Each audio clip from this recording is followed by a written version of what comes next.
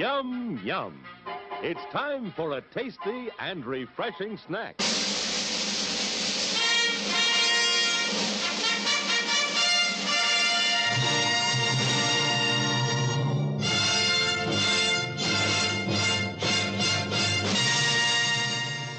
You know who I can do without? I can do without the people in the video store. Which ones? All of them. They never rent quality flicks. They always pick the most intellectually devoid movie on the racks. And now, on with the show. Of all the planets in the galaxy, they chose ours. They hide in small places. This phone is dead. What? They light the dark. Jay, any luck? Just a minute. There's nothing cute about them. They've come a long way, and they're hungry.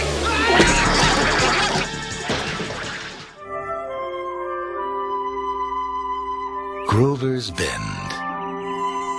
It's just a speck on the map of the universe. Transform.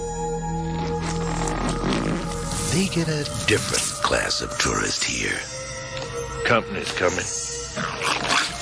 Noisier. Pushier. They're turning this peaceful little town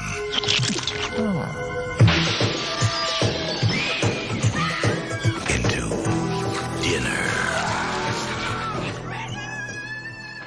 Hey guys, what's going on? You are listening to ThisWeekInGeek.net. I'm your host, Mike the Birdman, and this is Loose Cannon. This is the show where we talk about the forgotten movies of yesteryear. Those movies you may have seen on the VHS shelf that were maybe held in those giant clamshells, had weird cover art, or stuff that you just never quite looked at. Stuff that looked just a little bit off and you never necessarily picked up to rent. But I'm not alone, as I bring in the regional manager of the Twig video store that we import from the not quite the capital of Ohio, but definitely one of the nicer places. Not exactly. Yeah. I'm joined by David Denoyer from Do You Even Movie, and formerly of Welcome to Primetime, a Freddy's Nightmares podcast, who just recently released the book as of this recording. Yes, we did. We now have the Welcome to Primetime, the unofficial Freddy's Nightmares companion to our podcast that we did for about a year and a half. It is out now, available wherever you get your books. You can get it from the press, which is Death Cult Press. You can also go through Amazon, and like I said, anywhere you get your books. It is a full guide to the Freddy's Nightmares, and also includes transcribed of all of our interviews that we have with our guests, including the great Jeff Freilich, Al Katz, Gil Adler, Mick Strawn. I mean, the list goes on, and we are very, very proud of that release. Yes, and if you want to check out a review we did of that book, you can check out the Twig Archives, which I contributed the first press quote for that, as far as I've been made aware. So, anyway, guys, yay! All right, guys. So today we're going to be talking about a franchise that people know about, but I think tends to get kind of forgotten. It's one of those franchises that started in the 1980s. Played a little bit into the early 90s, randomly got a television series on Shudder that lasted 8 episodes, I want to say. 8 or 9, yeah. Being about 10 minutes apiece. And I'm talking about the Critters franchise. And for those of you that aren't necessarily familiar with what the hell that is, little space alien porcupine things that eat everything. And it's kind of pitched as like a sci-fi horror comedy. And as we often do with these movies, we kind of talk about our history with the franchise. Most of mine starts with 2.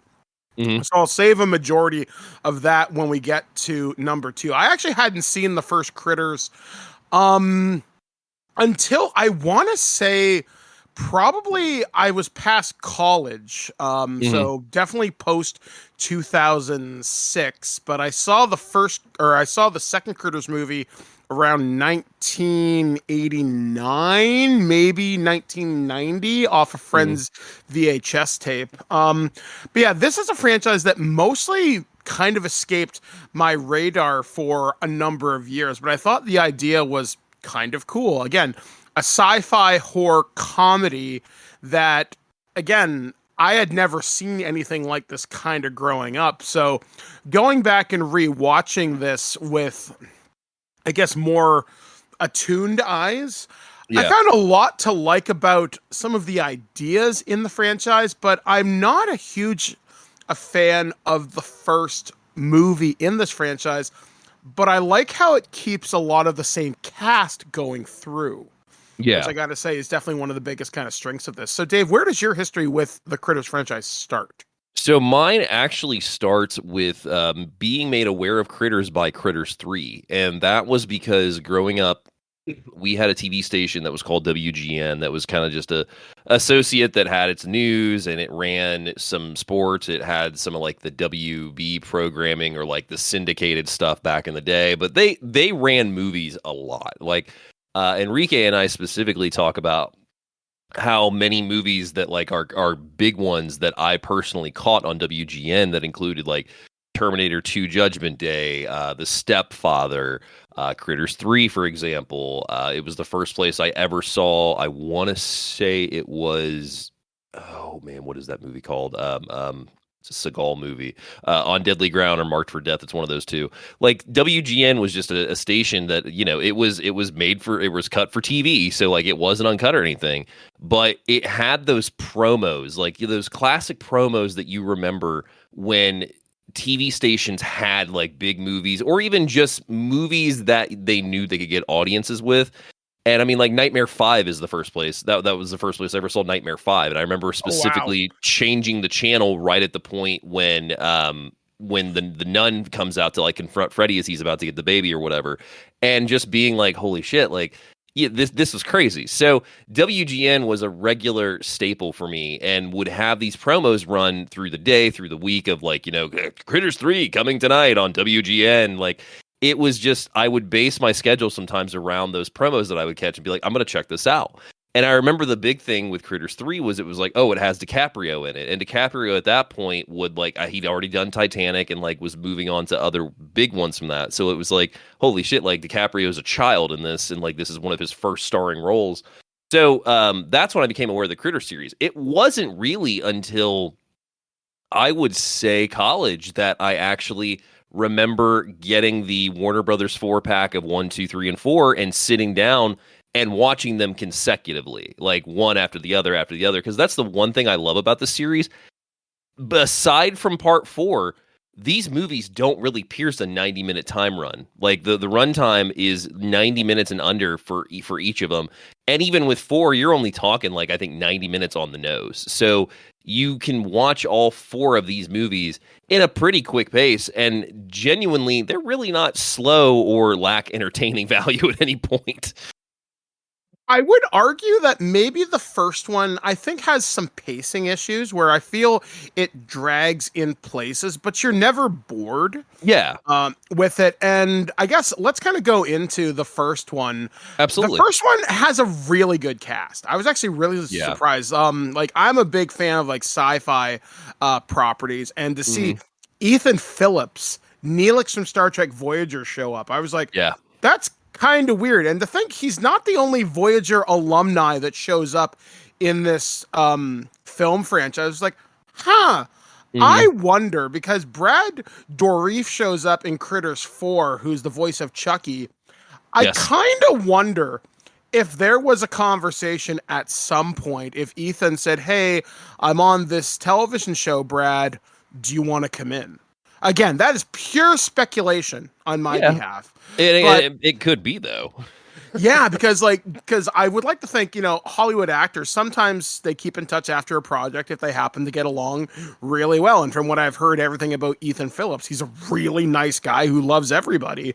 And Brad Dourif, from my experience, I've heard is also, again, a really genuinely nice dude. And, you know, character actors got to character act, so they got to find stuff. So, again, you never kind of know.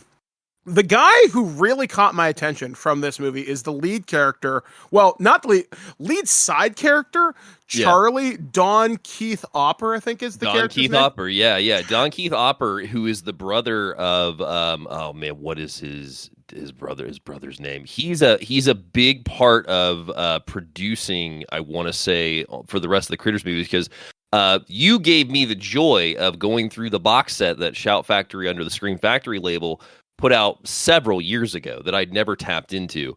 And the great thing about that box set, besides containing new transfers of all 4 movies, is that they each have a documentary making of for each release. So 1, 2, and 3, and 4 all have little documentaries talking about. And like I told you off mic, 1 and 2's documentaries are a little more in depth and past the hour range, whereas 3 and 4 are between like 20 to 30 minutes each. But Opper's brother is all over all 4 documentaries. Which is really cool, just the fact that, they wanted to keep it in the proverbial family, because this could have been a franchise that was just forgotten and abandoned. But yeah, to get a documentary treatment from Shout Factory, Scream Factory, that's not nothing. No. Barry Opper's his name, by the way. Like, that takes a considerable amount of effort. That's going back, talking to past cast and crew. And I know from your experience from doing the Freddy's Nightmares podcast, sometimes locating these people can be a bit of a pain in the butt, because sometimes they just don't check emails or they don't know who you are. And Shout Factory does have a fairly good reputation for putting stuff together. I know I've watched a number of their Power Ranger stuff when they did that excellent Friday the 13th box set from a couple of years ago. Yep. Again, the effort goes into it when it's definitely warranted. Absolutely. So my first experience, or not my first experience, I watched the movie recently, and I think it was Dawn's first role. It's a movie called Android, which I think we've released by this point in the podcast for Future Imperfect. And it was 2 movies. It was Android and Dreamscape. We paired together as 2 random movies that Alex had put together. And I'm thinking, I fucking know that guy. And the second he smiled, because he has a very distinctive facial feature in his teeth. Again, and I'm not making fun of the guy, but he has a very distinctive look. I'm like, Charlie! And go ahead. Yeah, go ahead. I've got a fun fact for you about Android. I was just so excited to see him, saying, hey, he wasn't just the Critters guy. He did other stuff. So I found out he did some stuff for like Roger Corman, and I'm like, that's correct. I'm like, that's really cool. Like, everybody knows Uncle Roger. Yeah, he started as a carpenter for Corman. That's how he got into movies. And Corman was originally going to do Critters. And then Bob Shea met with the producers, Barry Opper, and I can't remember the other guy, in a hotel room and took the screenplay. And he was like, I love this. He's like, I'd love to make this. So Corman almost got Critters. And if Corman got Critters, I don't know if we'd be talking about it today or even have the notoriety with it that it does.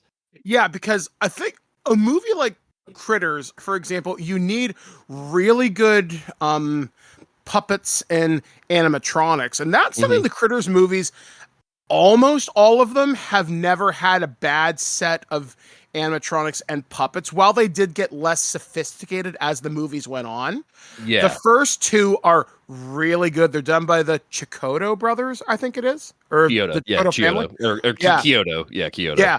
Yeah, the guys who did Killer Clowns from Outer Space. They did Ernest Scared Stupid, which were repurposed Killer Clowns from Outer Space kind of makeups. But anyway, I was just so pleasantly surprised to see him do that. And then the guy who plays Ugg, who plays like Terrence Mann. Yeah, that guy.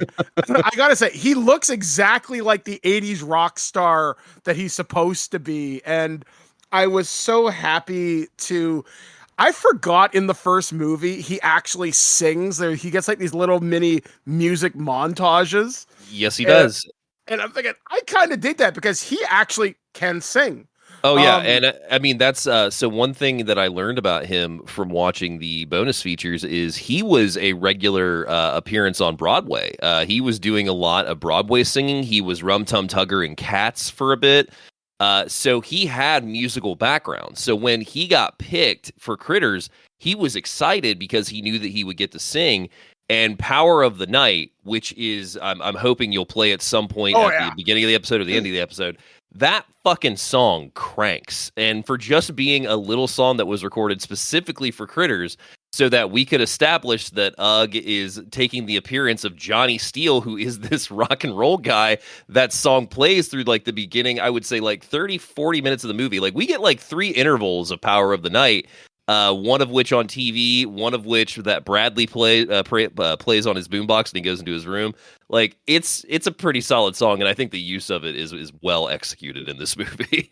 And that's something where I think Critters, where I think the script is a little smarter than I think a lot of people give it credit for. Like I said, this could be a stupid monster movie, but an alien bounty hunter who takes the appearance of an 80s pop icon and doesn't think anything of like, oh, is this a good, disguise to blend among the humans? Yeah. And it's played completely straight. It's really friggin' clever. And I really, really appreciated that. Because like I said, this could be something that if done under Corman, I don't think would have been executed as well. Yeah. But here it works. So Dave, as you often do on any of your shows with Enrique, break me down plot analysis and let's talk about Critters 1. So Critters 1 takes place, or was released in 1986. It's PG-13, 1 hour and 26 minutes. And it is about this group of vicious alien creatures that are captured on this futuristic prison. And while they're in transport of the vessel, they break out. They end up crash landing into this small farm town. And they just start wreaking havoc while these 2 shape-shifting bounty hunters are after them. But specifically, they start wreaking havoc on a family of 4 that is your classic Norman Rockwell painting family, and it just gets crazier from there. Yeah, and it's kind of cool because the kid is not stupid. His name is Bradley, and he's running into his father has this hired hand helper named Charlie who has a bit of a substance issue where he drinks a lot. He's a good kid, or he's a good guy, but he's very much of mice and men. He's a little bit slow, but he's also a little bit very unsure of himself. So he's sort of that reluctant hero. Then there's the sister who is, I'm annoying but somewhat attractive, and then I'm dating Zane's Billy there for some Zane. reason.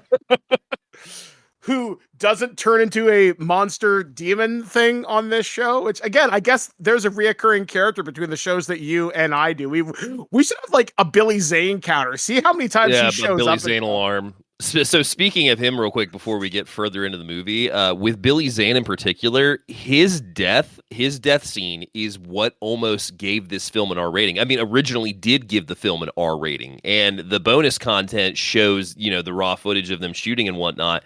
It was going to burst out of his chest. There was going to be straight up fingers missing, which one thing that's really cool is, the shot where he goes to reach up for the boombox and that's where he initially gets bit by the critter. Mm-hmm. So if you look, there is a frame that's straight up missing from that cut. That's why you actually don't see the fingers get bit. You just see the aftermath of it. They cut the actual teeth touching the fingers because that was one thing the MPAA had pointed out. They were just like, you can't have that and get a PG-13. So they just go back in the print, remove one or 2 frames, completely taking the bite of the finger out, and then it's just literally he goes up, reaches, and then when you see pull back, the fingers are gone. So you don't see the bite, but you see the aftermath. So it's like they kept the gore in, but not the actual action of it occurring.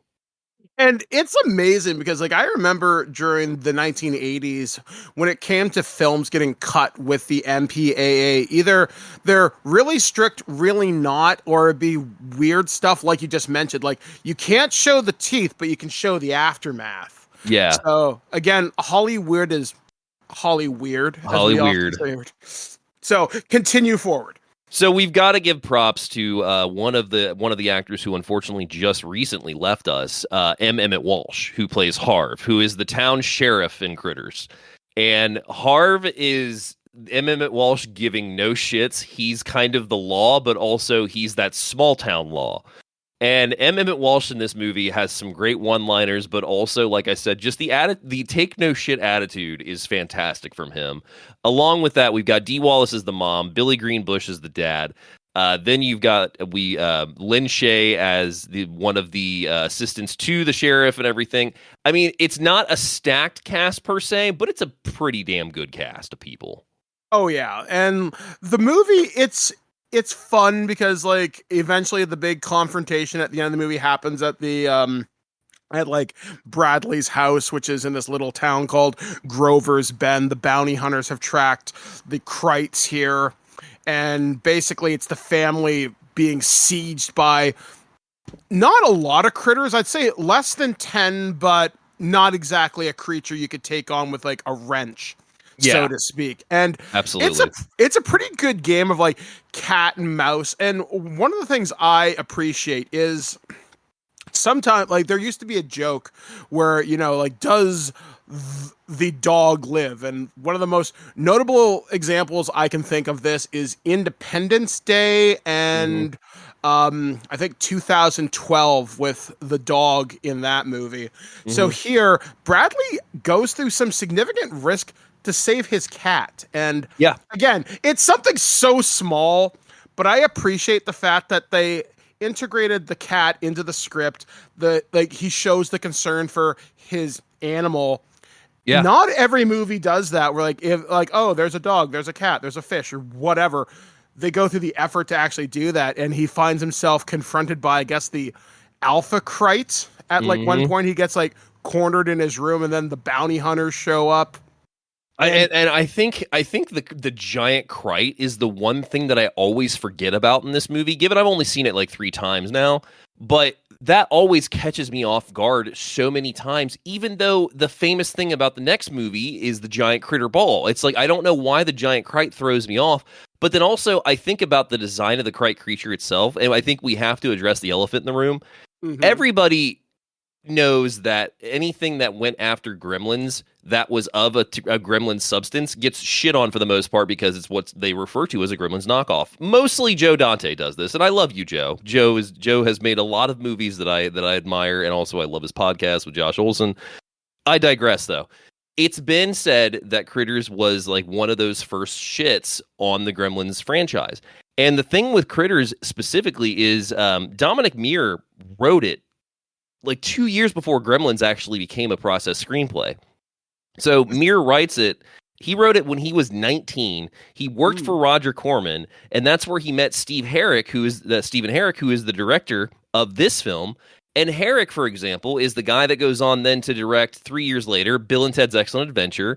In 91, he does Don't Tell Mom the Babysitter's Dead. 92, The Mighty Ducks. 93, The Three Musketeers.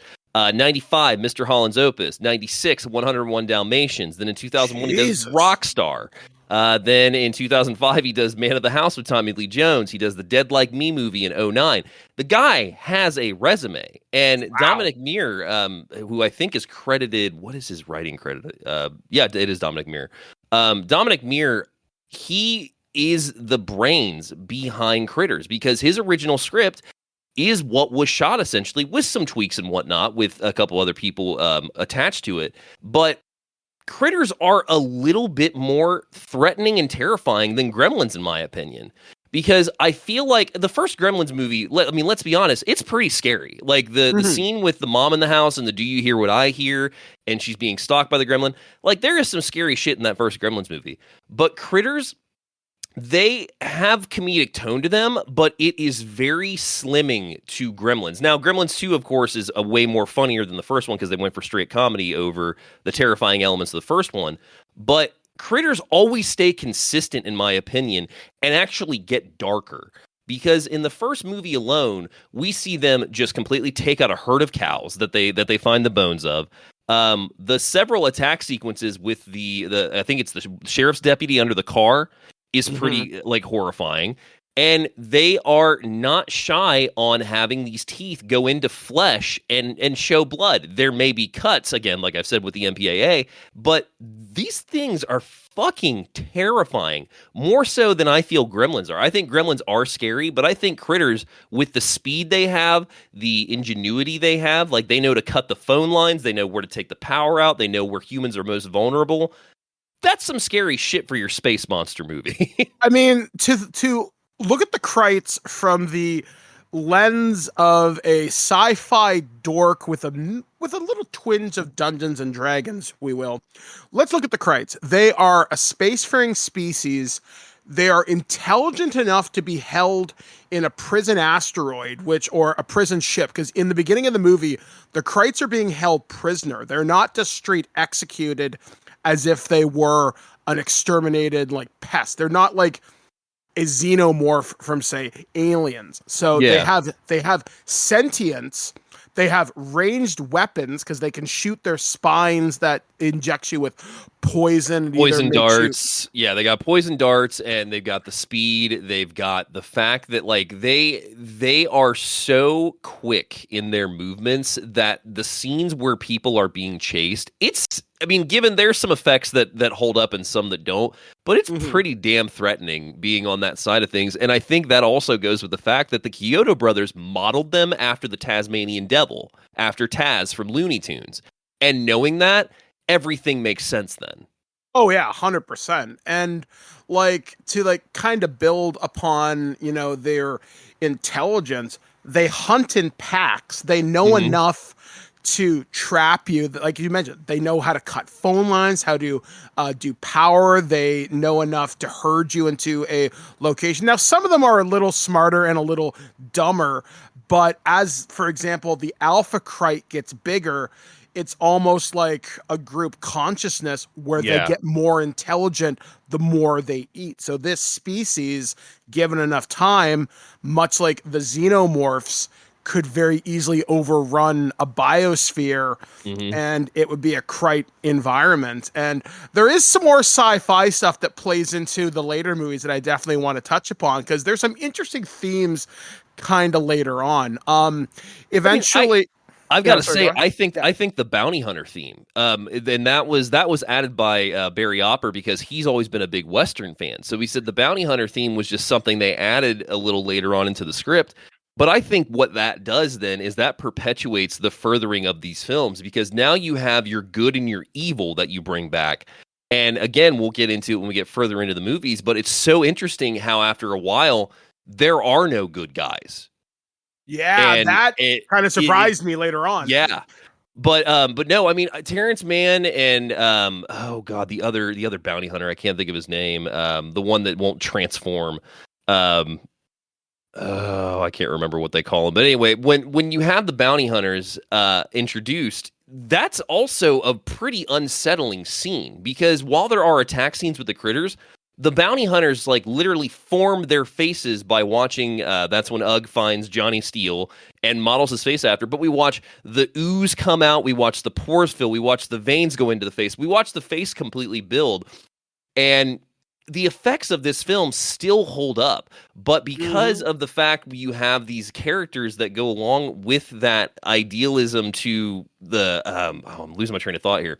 You have the idealism that these creatures are out to kill. They're going to take over whatever they can, and then you have these bounty hunters that are going through.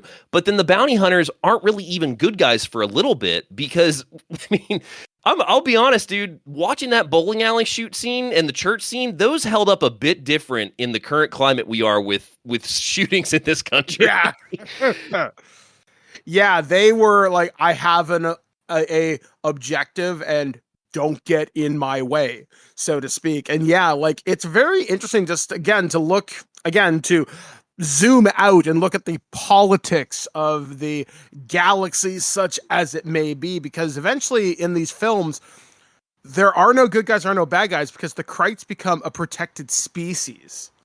And I was like, fucking what? Yeah. And again, you'll see echoes of Alien that shows up later on, and I was like, okay, didn't see that coming. But yeah, I mean, the first movie overall, it's a fairly good watch. It's the one Critters movie I like, but I don't love. It's the one I found I had to rewatch the most. But it's not the one I enjoy the most.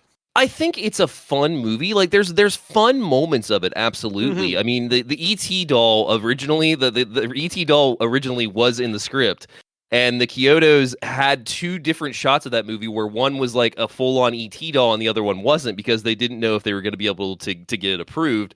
There's just little touches like that, like little scenes that you just kind of hold to. Like freaking Lin Shaye as the secretary at the police station when he's like, oh, is there any news? And she's like, oh, John Travolta's possibly gonna have a divorce and like all this stuff. He's like, I mean, any news with the town?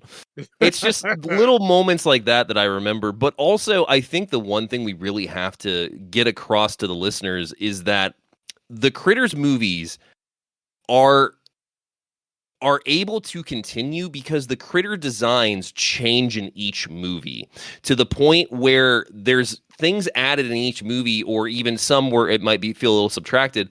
But every time the Kyoto brothers stepped behind those cameras and went with these dolls, they had different designs for these creatures. So again, they feel like they get more threatening with each movie. So with this one, we have the first incarnation of the critters, which, correct me if I'm wrong, their eyes don't glow in this one, right?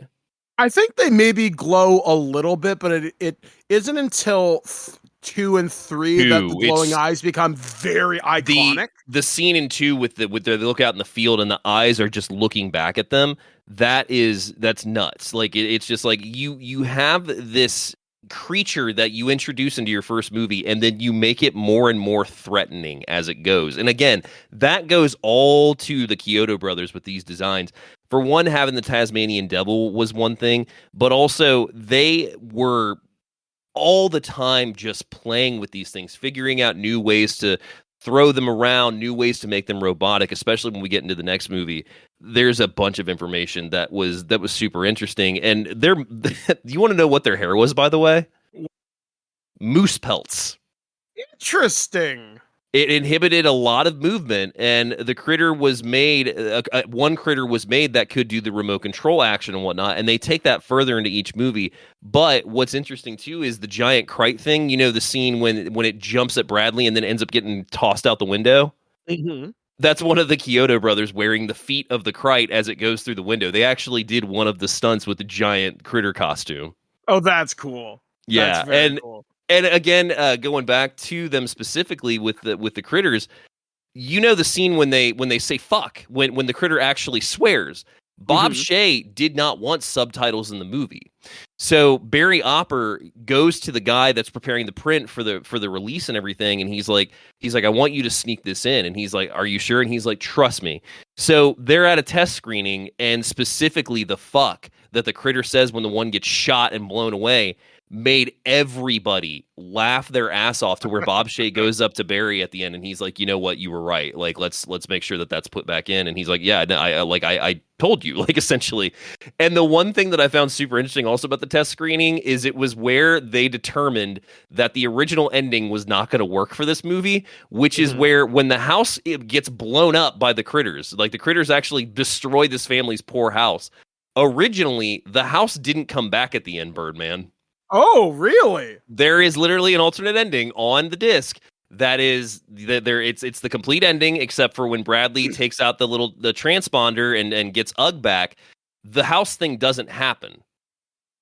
So the family completely loses their house. So at the test screening, I can't remember, it was one of the producers went up to Shea at the end, and they're like, hey man, this worked really well, but we really need a happy ending. Like, can you have the family get the house back? So they went back and reshot it. And it was interesting, too, because that stunt with blowing up the house, they blew up a house. It was a big deal. That was an explosion that could have been seen from the freeway, and you can tell with that explosion on the screen. See, I love it when they do stuff like that. Like, my favorite house explosion in a movie is Friday the 13th Part 7, where the house goes fucking full Fallout and gets nuked. Yeah. Oh, and speaking of explosions, one more to add. You remember the scene when Terrence Mann goes into the bathroom and blows that toilet when the Krite's hiding in it? Yeah. So he wanted to do that. And they were like, no, we got a stuntman for that. And he's like, okay. So he goes and pouts. So the stuntman goes and does it. The shrapnel from the toilet cut his face in multiple places. Holy shit. So Mann watches this happen, and then in the interview, he's like, in hindsight, I'm glad they said I couldn't do that. He goes, it was a cool thing to do, but he's like, in hindsight, seeing that stuntman's cut face, I was like, no, that was a good call. Like, yeah, I'm good. Yeah.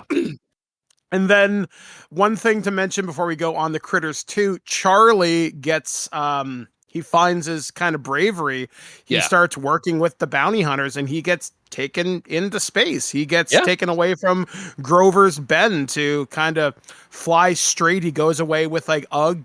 He says goodbye to to Bradley. I mean, to the family. Yeah. And, he gets his happy ending too, which is, again, kind of cool. Well, let's also, before we leave him, let's also talk about his heroic fucking move in this movie that I forget about every time.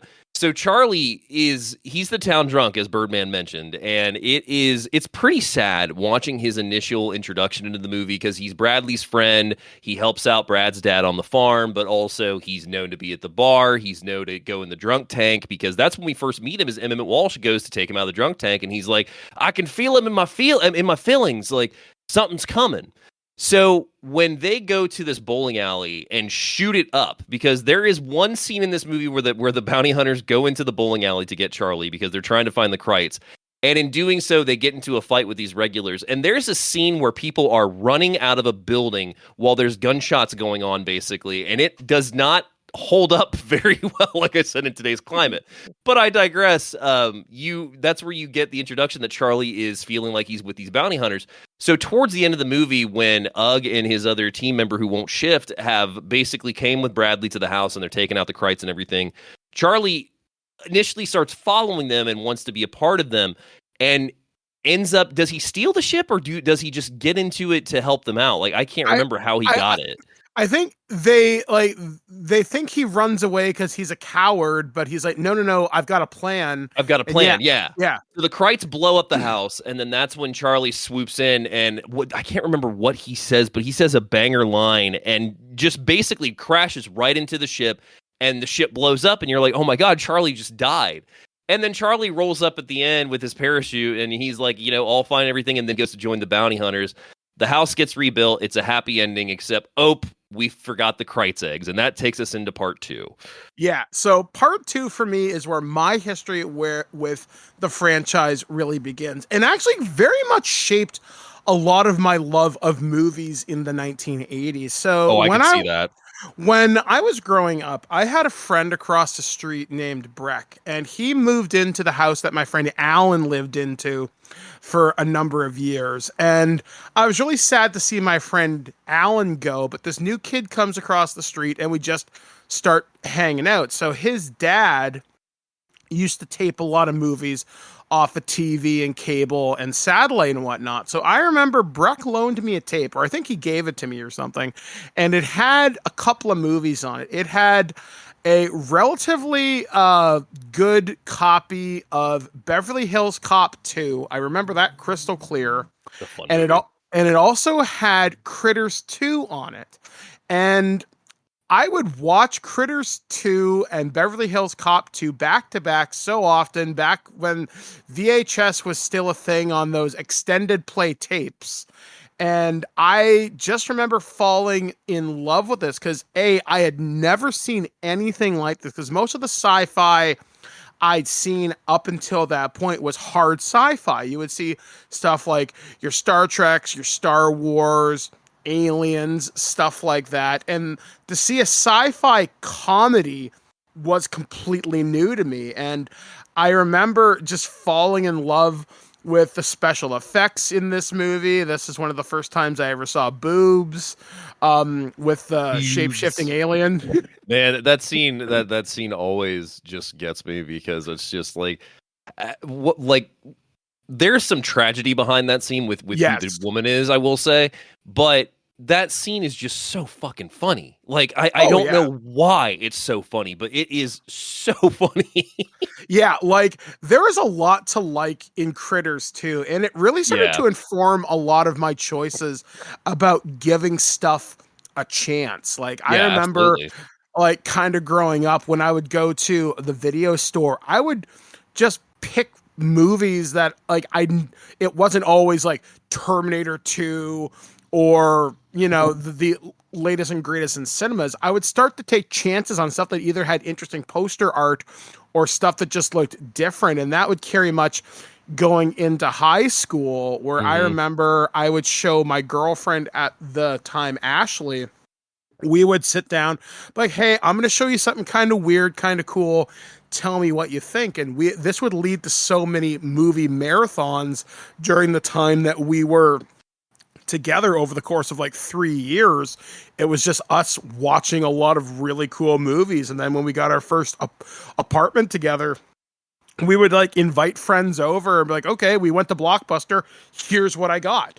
And it would be just a fucking fantastic time. And I really think Critters 2 is a lot of that door to just try something new. You never know. Oh, and yeah. Yeah, like, again, it's wonderful. So what was your first memories of Critters 2? So Critters 2 was one that I got to see, of course, for the first time after I watched 1 on that 4-pack, that Warner Brothers 4-pack. And it wasn't until this watch that I realized how much I freaking love this movie. It was a movie that I was aware of. I remembered some of the insane things about it. I remember that Mick Garris did it and genuinely had a good time doing it, but was disappointed with the return. Regardless, though, this movie is, in my opinion, Birdman, the best of the series. I think Critters 100%. Critters 2 is just, this is the diamond in the rough of everything, and not saying that all movies don't have something genuine to bring about them. I actually really did enjoy this full series rewatch, but 2 is the movie that you show to somebody that is either curious about the Critters films or is a horror fan, a sci-fi fan, or just enjoys a batshit movie that has genuinely shocking amount of gore that got approved for a PG-13 movie, mind you. Oh, yeah. Like, it's one of those movies I feel that is a standalone where basically you don't need any knowledge of the previous movies. It surpasses the original in how it ups the stakes. It expands the lore, but you don't need the baggage of seeing the original. And I could compare it to Aliens. And what I mean by that is Alien, it's a masterpiece. Let's get that out of the way.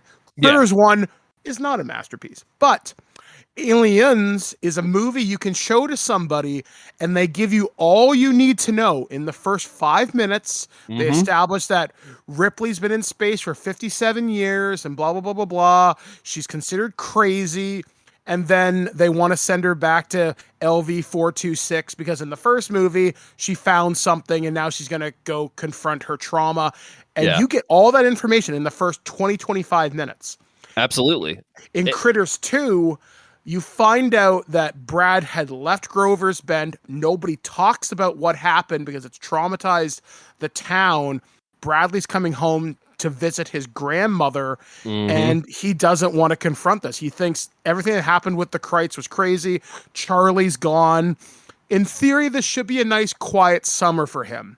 Yeah. And when the movie gets really going into high gear, you get all the information about the Kreitz. We're reintroduced to Charlie, Ugg, and a new bounty hunter. And it basically replays the hits of the first movie, but it feels like it's just it's higher stakes, it's more fun, it's more wacky, as you just said, it's batshit.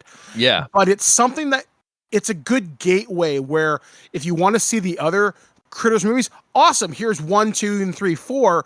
But if they don't, this movie can exist in a vacuum, and it's just a fantastic 80s movie all by itself. And I think that's the wonderfulness of Mick Garris. That's the strength of a script.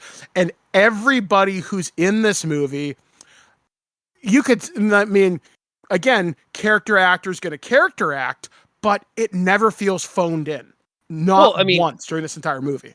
Let's get it completely out of the way. Critters 2 is an example of a movie that doesn't happen anymore in regards of the fact that it was made possible because of the video sales of the first one. Because theatrically, Critters did not do well in the box office when it came out in theaters. It made a killing, though, on the video market to where Bob Shea was like, all right, well, let's do another one. So who do they pluck? Well, they pluck, little Mick Garris, who has not really had a lot of directing experience at this point in his career, except for doing behind-the-scenes things for the for Avco Embassy. So he's got the behind-the-scenes of The Howling, The Thing, Chilling Tale, The Goonies, all on his resume in the 80s. Then in 88, gets selected for Critters 2, And that is because of his experience on Amazing Stories. So Mick Garris is somebody that you really got lucky to tap into at this point in his career, because this was a movie that was made for him. It's got the creatures, it's got the humor, it's got the zaniness of a sci-fi storytelling mixed with a horror element. Like, this is where that man thrives. And just to, toot my own horn for a second, the same year he does this, he's also going to go ahead and do Killer Instinct on Freddy's Nightmares. Yeah, it's like everything works in this movie, and even for people that aren't necessarily fans of all these genres on their own, like maybe they're not hard sci-fi, maybe they're not in the horror, they want something that's a little bit funny, but something a little bit different, something almost along the veins of Evil Dead 2, which is itself a masterpiece. I think, like I said, it's one of those rare movies that it just works. And I think it's one of those, like, you could put this in one of those lists of best horror movie sequels of all time. And I think this would show up on more people's lists than what you might think, because again, it doesn't have anything really bad to say about it. Fantastic special effects, wonderful cast, fantastically fucking funny. Like one scene that happens very, very near the beginning of the movie, Charlie, Ugg, and the other bounty hunter have all come to Earth, and they have to take on faces. So Ugg is still Johnny Steele. Charlie is obviously, he looks like himself, but we also get this other bounty hunter, and they need a face. So for some reason, there is a adult magazine lying out in a field, which, okay, quick sidebar. Yes, evidently, this is a thing. So I found it from a friend of mine who shall remain nameless. Evidently in Southern Ontario, where I am from and have grown up my entire life, evidently there's a thing known as forest porn, where people would hide adult magazines in the forest. I can believe that. For some reason, I want to say I've heard you and Enrique talk about forest porn at some point. Maybe I'm just inventing this memory. No. I know what you're discussing, and it has nothing to do with Enrique and I. It's what Enrique and I were discussing, which is, did you listen to our My Bloody Valentine episode? Not yet, or at least I've heard about half of it, yeah. Okay. Well, there's one point in there where I think it's towards the end where I start talking about the novelization, because I really enjoyed the novelization, which just came out like two years ago. So like it's a newer novelization for an 80s horror film. But Axel and TJ have a section in the book where TJ is reminiscing about a time that him and Axel were out at the junkyard, and they found a freaking trunk full of hardcore porno. And apparently then had a jack-off contest to see how many times, or who could either go the fastest, or how many times each of them could go with this stack of porno mags. And I brought that up on the show. That is the closest I think I've come to discussing forest porn on the show that I can think of, unless there is something I'm really forgetting. Let me tell you, that is one part of adolescence I can honestly say, thank God that skipped me. Yeah, no kidding. Like the novelization, that novelization, while it's a great one, it also takes some liberties where I'm just like, man, okay, we went there, and now there's no going back. Somebody's trying to tell us something from their anonymous Reddit burner account. Yeah. So, would you like me to give the synopsis of Critters 2 before we go further? Okay. Yes. So, 1988, Critters 2, the main course. This is essentially what you want from a sequel. The eggs left over from the first movie are now hatching. Is it 3 or 5 years later? 5 years later, I think. 5 years later. Yeah, 5 years later. 5 years later, Brad comes back to town, like Birdman said, to visit his grandma. The eggs are hatching, and the bounty hunters found out via a scan of Earth that there are still some Kreitz eggs left, so they're not getting paid. They're not getting their payment back until they go and extinguish. And this, of course, brings Charlie back into Brad's life. And this is the epitome of a batshit horror film that is so quick with its runtime, you forget how short it is because of the amount of fun you're having with it right off the bat. Oh yeah, like this movie goes by lightning quick. Like there's almost, it's not often that I say this, I don't feel like there's a wasted frame in this. No. I think also it has a lot to do with the fact that Brad's character has matured so much. They They talked to Dee Wallace supposedly, and Dee had either passed. Dee claims that she was never contacted. Basically, Brad and Charlie are the two things holding this film together, because even M. Emmett Walsh is replaced, which they got a great replacement for M. Emmett Walsh's character of Harv, which is, where is his name? Barry Corbin. And Barry Corbin, some may know as the warden in, I want to say, Stir Crazy with Gene Wilder and Richard Pryor. He's also on Tulsa King right now, Yellowstone. But Barry Corbin's a great fill-in for M. Emmett Walsh. So there are returning characters, but your two central are Brad and Charlie. And they don't even reconnect until, halfway through the film with that super sweet scene. But again, going back to McGarris here for a second, he felt that the groundwork had been laid from the first movie. So he was excited to get onto this. He was a successful screenwriter at this point, and he hadn't had a greenlit movie. He'd done the screenplay for Batteries Not Included. And then New Line offers him a $4 million movie, which is Critters 2. And Garris was said to be very kind. He worked well with actors and did a great job with the project. But like I said, he felt the groundwork was already laid, so he could dive off the board and have fun with it.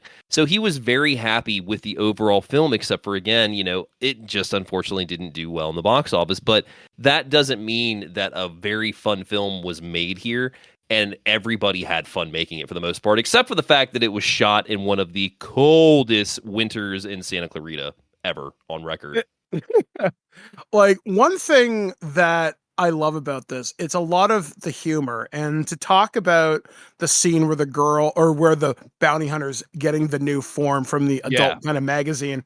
Yes. She transforms and she's naked, which makes sense, right? Except for the bounty hunter gear that bursts, whatever. Okay. Ha, funny. Yeah. But what makes that scene work, the girl looks down and she's seeing her new form, which is this beautiful blonde woman. And she sees this silver thing in her stomach. And she's like, well, what the hell's that? It's a staple. Yeah, it's a staple. And I'm thinking, okay, that is clever as fuck. Oh, absolutely. Because that's something you wouldn't think about. You figure, they're an advanced species. They can shapeshift.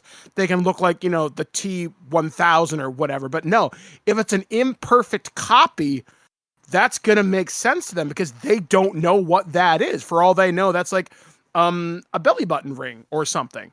But no, it works. And she pulls it out. She looks at Ugg. She looks at Charlie and goes, kill Kreitz. And she's on her mission with her top hanging out. She's got her big fuck you cannon. And it's just Charlie and Ugg kind of look at each other like, okay.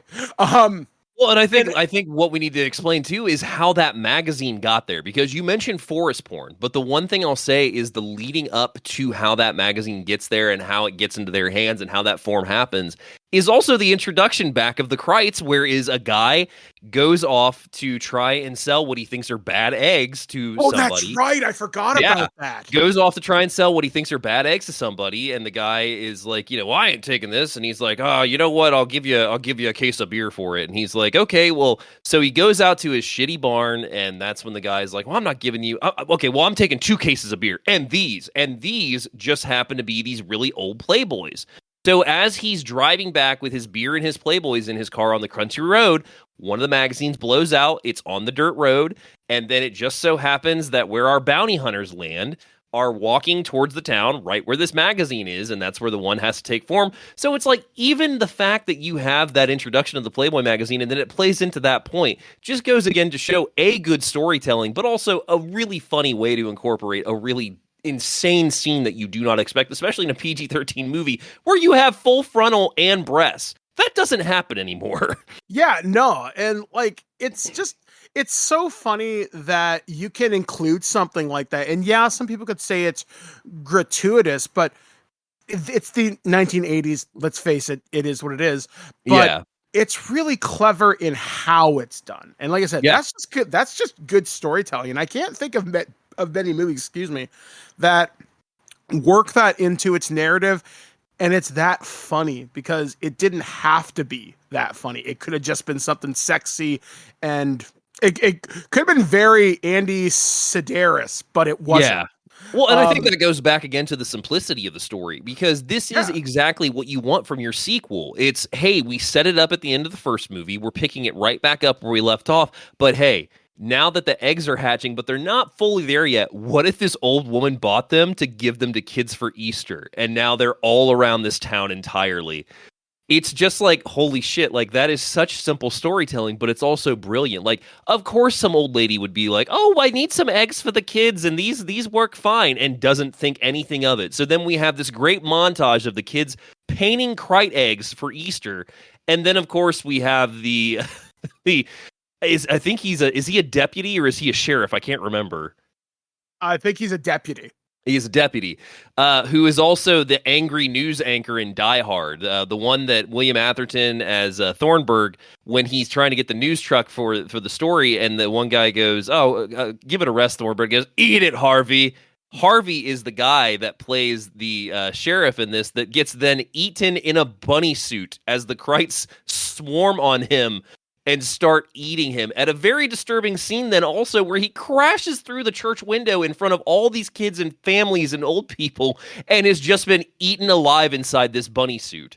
Like, this movie is insane, but it also knows exactly what the assignment was and hits every notch perfectly with the humor, with the violence, with the furthering of our story, and gives us great moments with characters that, if you were a fan of the Critters film, the first one, like I said, the scene of Charlie and Brad reconnecting is really sweet. And it's because Brad sees that Charlie made something of himself. And Charlie's proud of making something of himself. And Brad also grew up. Yeah. Yeah, like, again, it's just, it works on so many different kind of levels. And then, again, sidebar, I don't think there are very many Easter horror movies, and as of this recording, we're recording this a couple weeks after Easter. So, Alex, I hope this came out appropriately. It's weird because, like, that's kind of funny, and that's a great visual gag with the Easter bunny being torn apart from the inside. It's haunting. It is haunting. And then the rest of the town starts to take the Krite threat seriously as it goes on. Like, there's another scene a couple minutes later where they go to this sort of small town burger joint called the Hungry Heifer. That is such a funny scene. The bounty hunters walk in, they've got their big weapons. The Krites are tearing this place apart. They're eating everything. There's so many little visual gags hidden in there where they're like jumping on things of ketchup and mustard, squirting it into each other's mouth. They're deep frying each other. It's ridiculous and stupid, but it's so funny. And if you're willing to look through each little gag, you'll find something. But the bounty hunters come in, they start lacing the place up with like fire. The critters are screaming. I think we have another fuck moment where the critter gets his head shot off. There's multiple subtitles in that scene. And I think it goes back to the fact that the Kyoto brothers, for one, had shot killer clowns from between Critters 1 and Critters 2. Oh, I didn't know that. Yeah, so Killer Clowns from Outer Space, their swan song comes between these two movies. So when they get back onto Critters 2, they're riding high. They've got all these ideas that they've created from working on Killer Clowns. So that's where you have critters rolling on yokes that were used in different lines. You've got specialty puppets, like you've got the one that's riding on the wire. You've got the one that has the mohawk. And also, this was the fact that they could also now blow up multiple critters, have multiple critters. They were always ready and always had lots of ideas. That was evident from watching those bonus features, was they were just having a blast. And even the kid that played Bradley, he was always hanging out in their studio because he wanted to see what was Scott Grimes wanted to see like what they were doing, because they just threw everything at the wall in this movie to see what stuck and tried different things. And the Krite ball is a testament to that, because there were over 3 different Krite balls, by the way. Mm-hmm. There was one ball that was a 10-foot diameter. It was originally supposed to be 30 foot until the Kyoto brothers went to Garrus and he was like, do you realize how big that is? So can you imagine a 30-foot diameter ball, a Krite ball, and if they lose control of it? Yeah, it's this giant wrecking ball of destruction. Yeah, so one ball had a remote control with the mouse biting on it because when they form the Krite ball, there's different shots of the Krite ball. You see them all rolled together. You see one where they're all facing out with their teeth going. The one with the mouse didn't roll very well. The rig was constructed, and what they found was that it was smashing the face of the puppets, obviously. So that was only used in specific shots. There was another ball that was a weather balloon that was used for the moving shots. They had the accidental thing that is the best thing in the movie is the scene when the guy is running in front of the Krite ball and gets skinned when the Krite ball rolls over him and the skeleton pops up. That was an accident. Originally what had happened was they were messing with the ball. They were getting the ball in place, and somebody stepped on a skeleton while they were preparing the shot. And Garrus sees this and goes, "Oh," he goes, "Okay, do that again and then do this." So that whole skeleton scene coming up and like shaking like it's like on its last death rattle was not originally in the movie. It was just a happy accident on set when they were fucking with the Krite ball, which in case of one time they did lose control of completely and rolled like about a mile away from the set.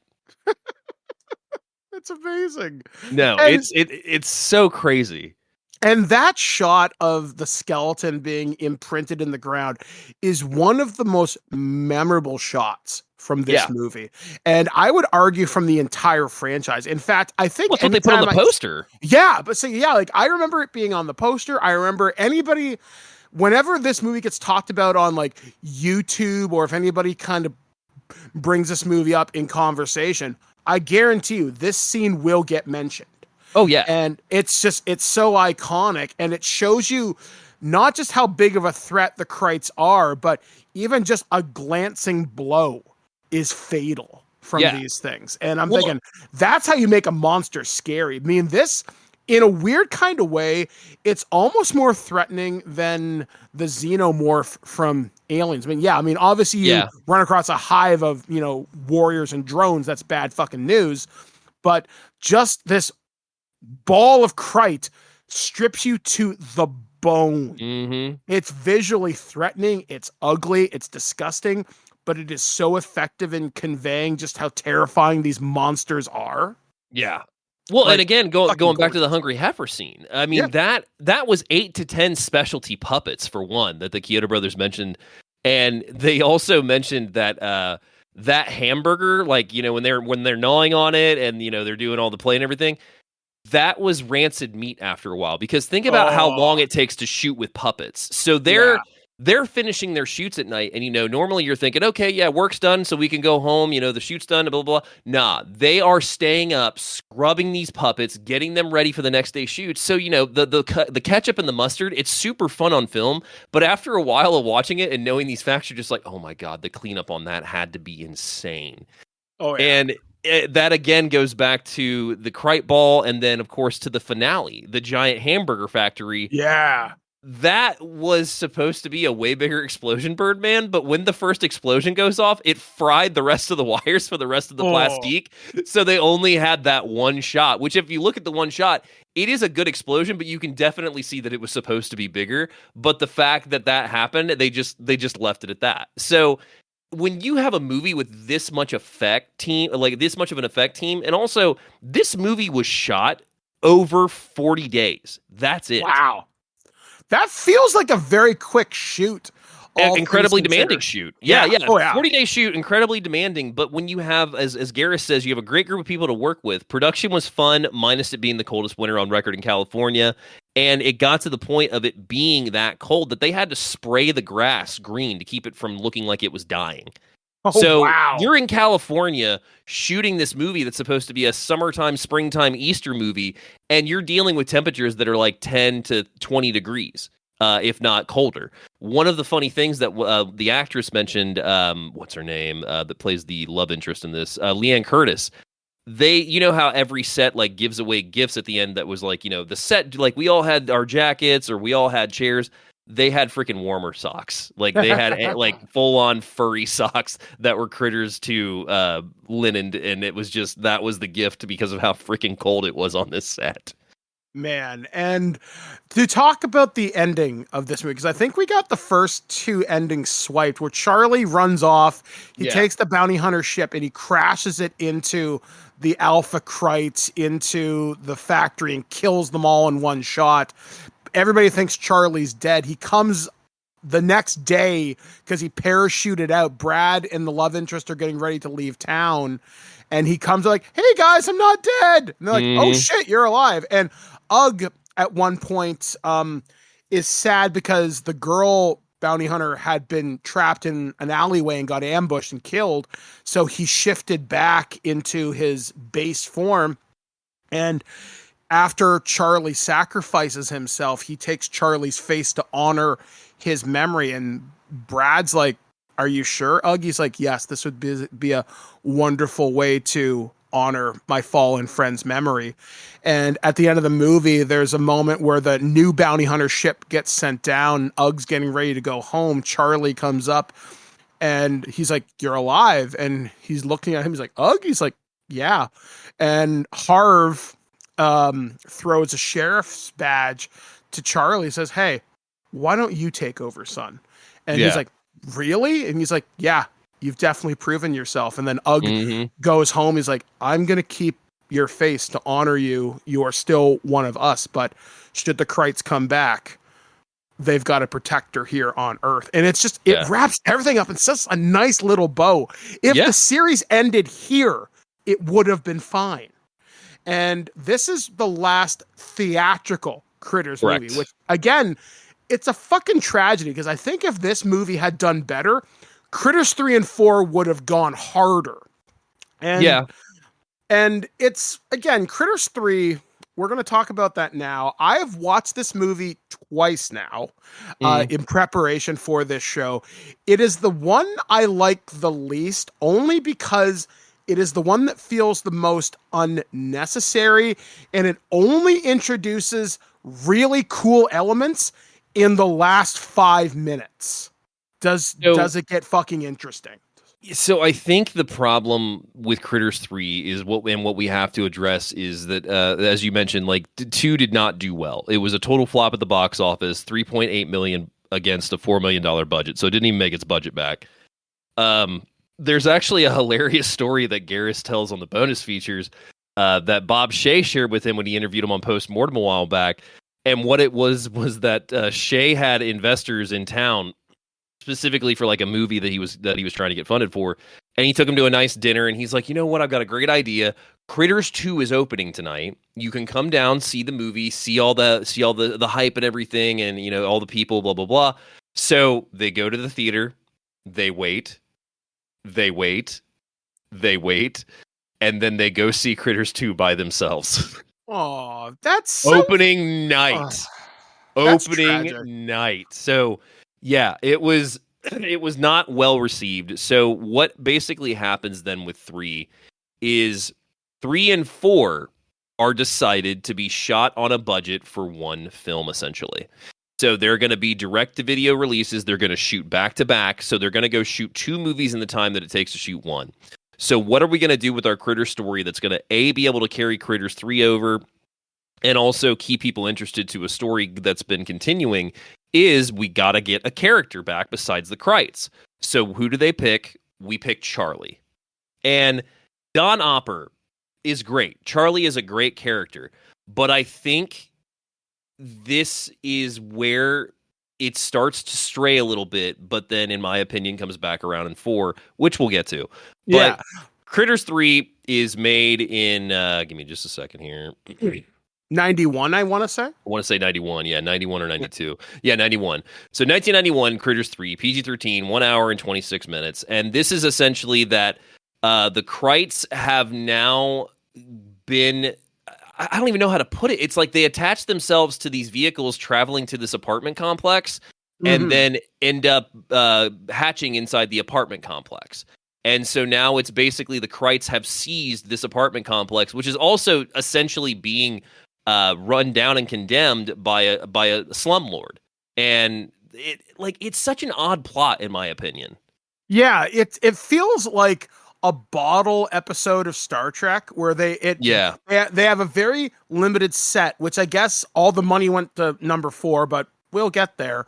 So this family is on vacation. They've had a really rough kind of go of it. So they're moving to a new apartment or they're coming back to this apartment. The mother has died. Charlie runs into this family just outside of Grover's Bend. He's tracking the Kreitz because, there's still residual signals on Earth. And they think, oh yeah, he's crazy and fucked up. And Leonardo DiCaprio shows up because reasons. So the Kreitz do attach themselves to the family's thing. They infiltrate this apartment complex and they start the spread. And then we run into the Great Value version of David Arquette. He's the slumlord's handyman named Frank. Yes. And Leonardo DiCaprio's dad is the guy who owns the building. So he's coming with Leo to come make sure to force these occupants out because he's going to resell it. So very much an old-timey Western plot where I'm going to get them out of town sort of thing. Would you like to know where you've seen Frank before, by the way, that you probably didn't realize?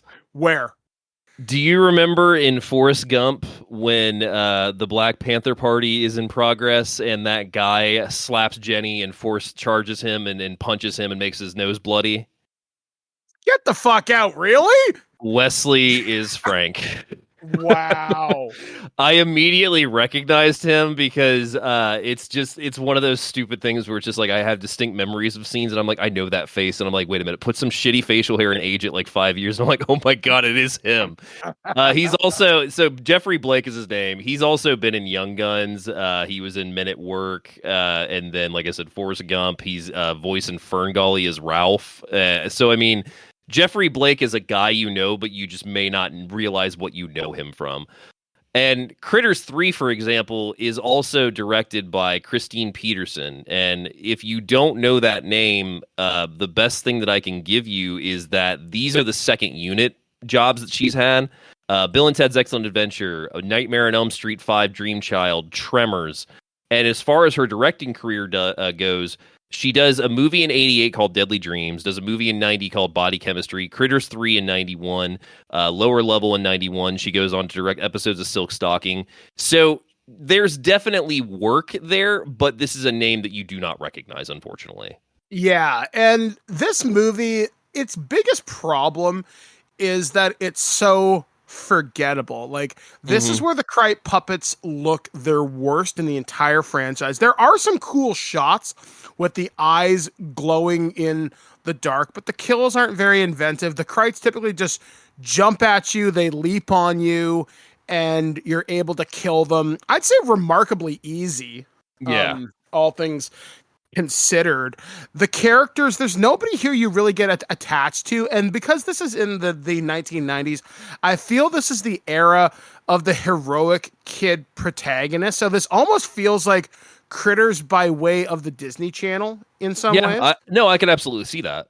Yeah, and it's just like there's like the girl, I can't remember her name. She's the lead and she's looking after her little brother who gets a crystal from Charlie who says, if this glows green, you're in trouble. Let's talk about Charlie in the movie for a second, shall we? Yeah. Because that's one of the right points in this? laziest ways to bring a character into the movie. So the introduction of the film is that you go to a campsite and that's where you meet DiCaprio and his family and you meet the kids that are at the apartment complex, because what we come to find out is DiCaprio is actually the stepson of the slumlord, which also, again, really lazy storytelling in this. Like it's very haphazardly thrown because it's just like, well, then why were they at that campsite together? Like, what's going on here? So anyway, what happens with Charlie is DiCaprio is out in the woods with Annie and I think Johnny is the kid. Yeah, Annie and Johnny or Josh, or something like that. Yeah, Annie and Johnny are brother and sister, and then you have DiCaprio who is playing Josh, and they're out there with their family. It's a camping thing, and something happens with the frisbee goes over the side. He goes to go down and get it, and then Charlie springs up from out of the ground under this leaf trap and has been hiding and waiting for, like, it's a very haphazard way of introducing a character back into the story where it would have made more sense for him to honestly just crash land or like show up outside of the complex. Like it felt weird for him to bring him into the story that way. And it also seems like a step backwards because you think Yeah. after hunting with the bounty hunters in number 2, he'd been in space for a couple of years. He was competent, not necessarily like fucking Boba Fett or something, but he was competent. And then he became the sheriff of Grover's Bend. Again, Harv must have trusted you enough to do that job. Yeah. And now he's reduced to the Crazy Ralph character again. I mean, he still gets a couple of badass moments, but again, he's not taking the space gun and killing the Krites going bam, bam, bam, bam. Here, he's like, oh, I missed a shot. Sometimes my gun jams. Yeah. Again, plot convenience, and it's ultimately so forgettable. Although he does get a moment right as the movie concludes. They've killed all the Krites and whatever. And I hate it when movies do this. And I see this in a lot of TV movies where the credits will play over a scene happening. Not even a scene. It's the whole setup for the next fucking movie, which they show at the beginning of the next movie. So I was like, why did we need this? Yeah, it's so, I mean, it's almost like they want to do the post-credit scene for the MCU as if done by someone who flunked film school. Yeah. And it basically gets set up where Charlie, he's got the last 2 Krite eggs. He's ready to waste them. And then a transmission comes through over one of his pieces of space tech saying you're about to violate this interspecies protection act. You need to preserve these eggs. A retrieval pod's on its way to your location. Please stay there. And then Ugg comes over the comm, still in his Johnny Steele. And still friendly, like calls him friend, and he's like, here's what's going on. Like, we're sending a ship to collect them, put them in the pod. We don't have any idea that Ugg has changed sides yet. So that's an interesting point of the fact also that they talked to Terrence Mann on the bonus features of 3, and he wasn't paid for the movie, or he wasn't in the movie, but he was paid for the movie because they used his likeness. So that's some previous stuff left over. But also, again, before we get fully into 4, is 3 and 4 were, like I said, done as a one deal, $2.5 million for both these movies. Wow, they got their money's worth for 4 then. Yeah. And that's because David J. Scow, all roads lead to Freddy's Nightmares. He was on the set for Critters 2 and was hanging around New Line a lot because of Freddy's Nightmares. So he was hanging out with Michael DeLuca's office when Critters 3 and 4 was offered to him. And he got solo writing credit on 3 and shared a writing credit on 4. So David Scow is the reason that we have the stories that we do for 3 and 4, which honestly aren't bad stories. It's just 3 is the weakest of them because it's like we need to get the Krites into a place that we can have a stage that we can tear down and then make a stage for our next movie. Well, hell, let's put it in an apartment complex. So you have Critters 1 essentially over again with a smaller location and smaller cast of characters. And in doing so, you repeat a lot of the same things from that first movie into this third movie, which of one of the most memorable scene is the critters playing with the flour, like when they get into the apartments and start fucking around the kitchen. So one thing that was super interesting about that scene, Birdman, is what happens when you have a lot of powder like that or anything, flammable related that goes into a spiral point by the time that you are hitting it and throwing it around the set.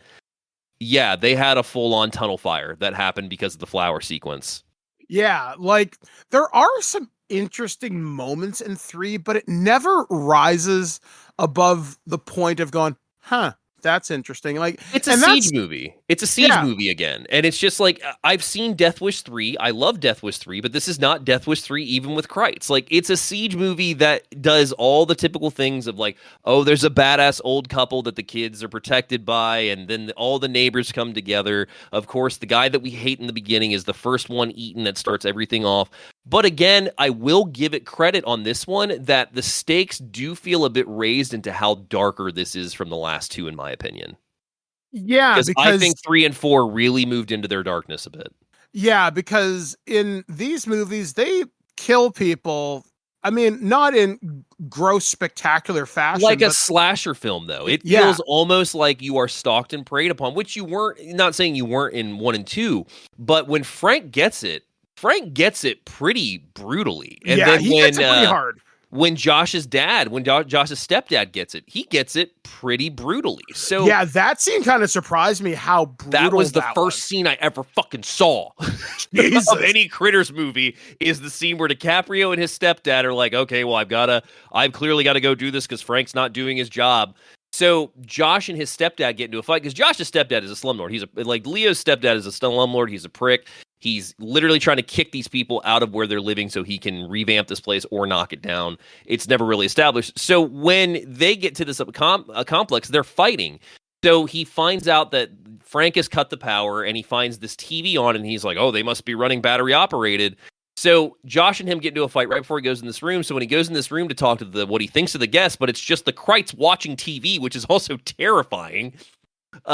He shuts the door and he's like, I hate you. So when he shuts the door, the Kreitz wake up and they just swarm his stepfather. Oh, yeah. And he can't get into the room. His stepfather's screaming, and that's when DiCaprio's like, oh my God, what have I done? Yeah, that's the first scene I ever saw of any Critters movie ever. So you can imagine why I held such a high horse of this film for a while, and then going back on this one, I'm like, it's fine. It's fine. I mean, one of the things I do like about that scene is I think there's like a cooking show on TV, and I think it's there is. It's like Julia Childs. It's Julia Childs, yeah. And I'm thinking, all right, that's clever. That's actually pretty funny. But yeah, I mean, overall, 3, it sets up some stuff for 4. And this is where I think the series swings back into its sci-fi roots pretty hard. Yeah. And it gets kind of interesting because Ugg says, Charlie, you can't do this. We are bounty hunters, but we're not allowed to exterminate a species to extinction. You can hunt them down till they're no longer a threat.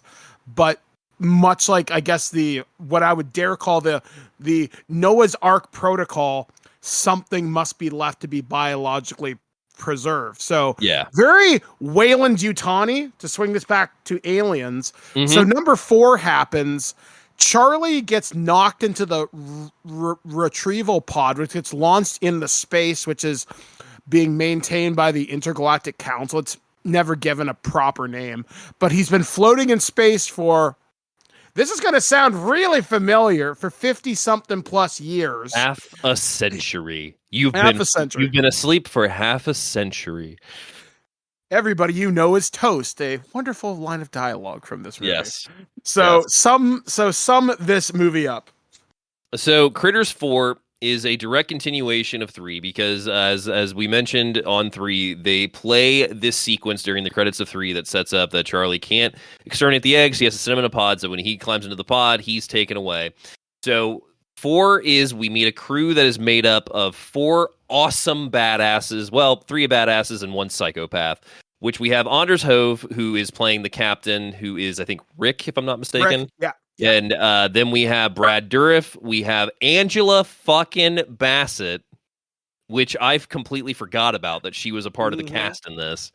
And then rounding us out, we have our, I think, youngest on the ship, which is Ethan, played by Paul Whitmore. And then you have Eric DeRay, who is playing Bernie, who's kind of like the mechanic of the ship.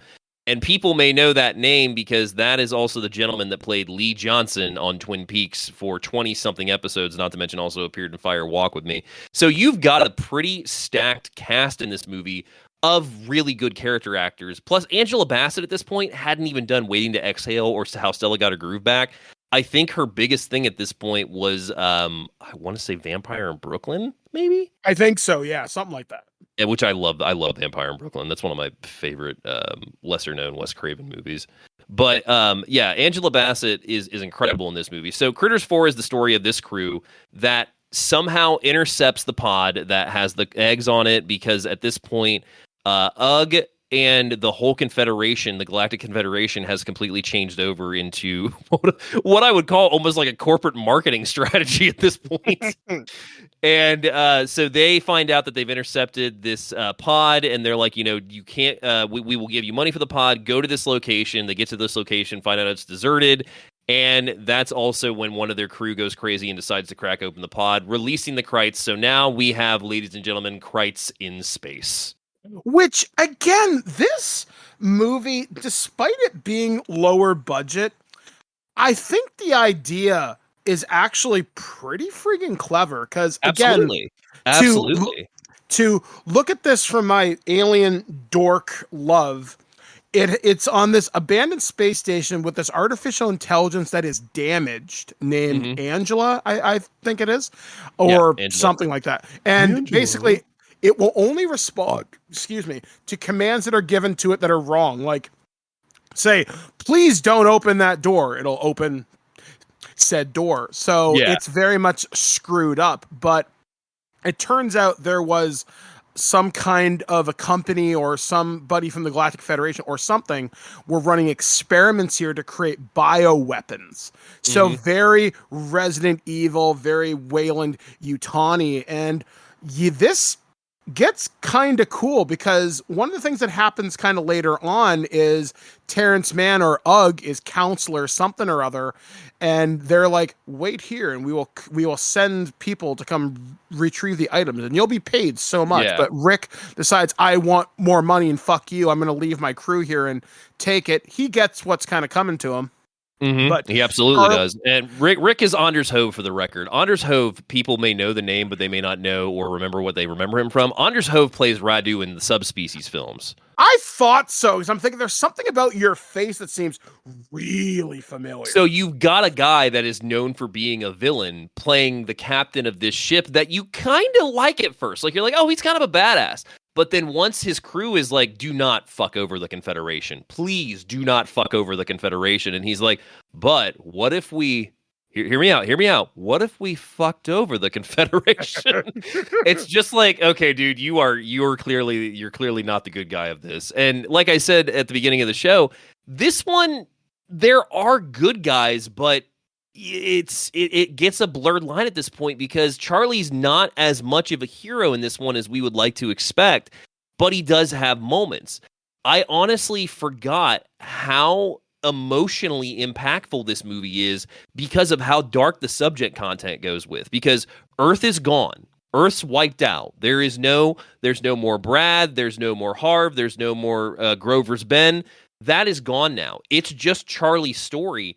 And Charlie is having to deal with these Krites now in space in an element he's really not familiar with.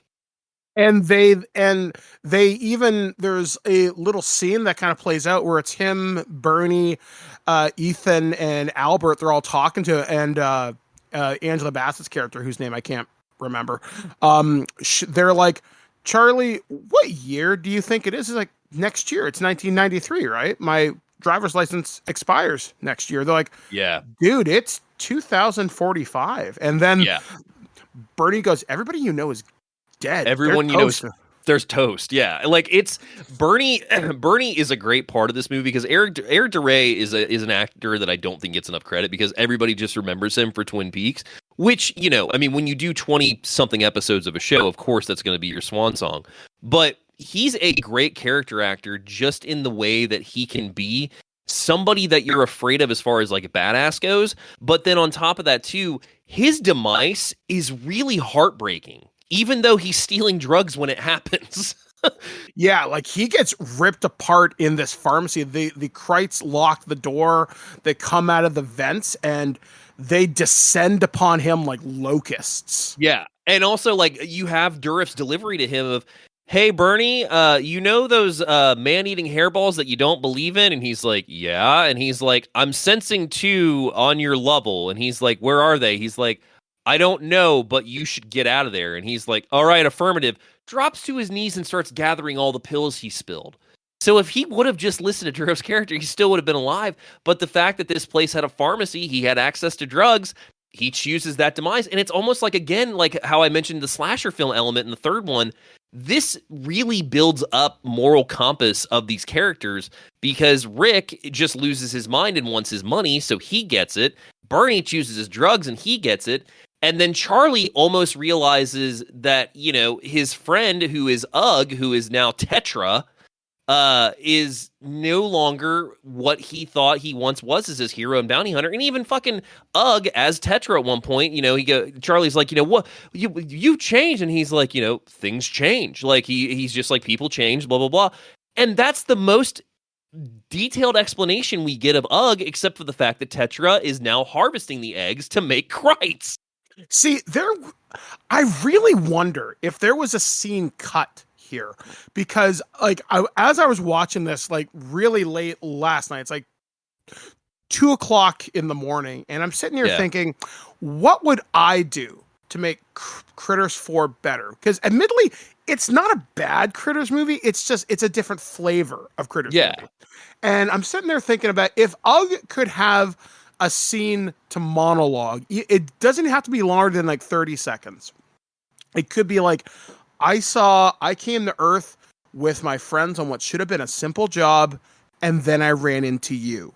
Yeah. I lost my crew multiple times over. I saw the girl from number 2. I can't remember their name. I saw my friend get ripped apart. Mm-hmm. I took your face for years, and I was humiliated. I had to build myself up from nothing. So you know what, Charlie? Things changed because the world changed on me.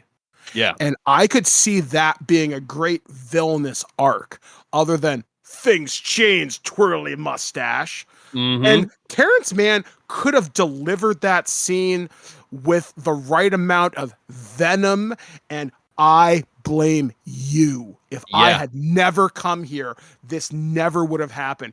Krites would have been wiped out, and it just would have been another job.